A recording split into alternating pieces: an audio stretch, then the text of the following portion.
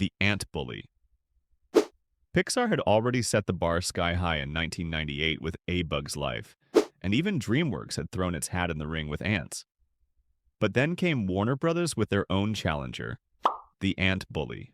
The story of a young boy shrunk to ant size, forced to learn teamwork and courage, and surrounded by an all-star cast: Julia Roberts, Nicolas Cage, Meryl Streep. On paper, it had the weapons to sting the competition. When the numbers came in, the truth was undeniable. The Ant Bully carried a budget of over $50 million, but only scraped back a fraction of that worldwide. Compared to the billion-dollar dynasty Pixar was building, this one was no giant. Ratatoing. Pixar was at the height of its powers. Ratatouille had just served up a gourmet feast for audiences worldwide. A heartfelt tale of a little rat with big dreams, prepared with the finest storytelling and artistry only Pixar could deliver. But thousands of miles away, in Brazil, a studio named Video Brinquedo had a very different recipe in mind. Their dish? Ratatoing. With jittery character models and a story that felt microwaved instead of cooked, this was no five-star meal. This was fast food left out overnight. The knockoff was obvious, the timing was shameless, and yet somehow, it became infamous.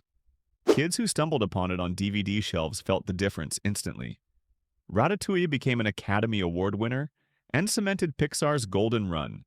Ratatouille, on the other hand, is remembered only as a bootleg curiosity, a reminder that imitation doesn't always flatter. In the culinary war of animation, Pixar was the chef, and Ratatouille was nothing more than leftovers. A Car's life. Pixar roared onto the track with Cars, a heartfelt story of Lightning McQueen discovering friendship and humility beyond the finish line. But in the shadows, another competitor rolled out of the garage. A Car's Life. Produced on a fraction of Pixar's budget, this bargain bin special wasn't here to win awards. It was here to confuse parents at the DVD aisle. While Pixar delivered sleek designs, top-tier voice acting, and the unmistakable polish of their storytelling, A Car's Life sputtered with stiff animation, lifeless characters, and a story as flat as a blown tire. It survived only as a footnote in the history of cheap imitations. While Cars became a billion-dollar franchise with sequels, merchandise, and theme park rides, A Car's Life stalled out on the starting line. In the race of animation, this wasn't Lightning McQueen. It was a broken-down jalopy, left abandoned on the side of the road. Shark Tale. Pixar had already struck gold with Finding Nemo, a heartfelt undersea odyssey that captured the magic of the ocean and the love of family. Audiences were swept away, but then DreamWorks decided to dive into those same waters with their own gamble. Shark Tale. On the surface, it looked like another aquatic adventure, but make no mistake, this wasn't Nemo. Sure, it made money, raking in over $360 million worldwide, but the critics weren't fooled. Rotten reviews piled in, audiences called it shallow, and it never reached the timeless heart that made Pixar's fish swim forever. While Finding Nemo earned an Oscar and a permanent spot in animation history, Shark Tale became more of a punchline, proof that you can flood the ocean with celebrities, but you can't buy the soul that Pixar poured into their storytelling. A monster in Paris. Pixar's Monsters, Inc. site had already proven that even the most terrifying creatures could have heart, humor, and humanity. It was a juggernaut that blended emotion with imagination.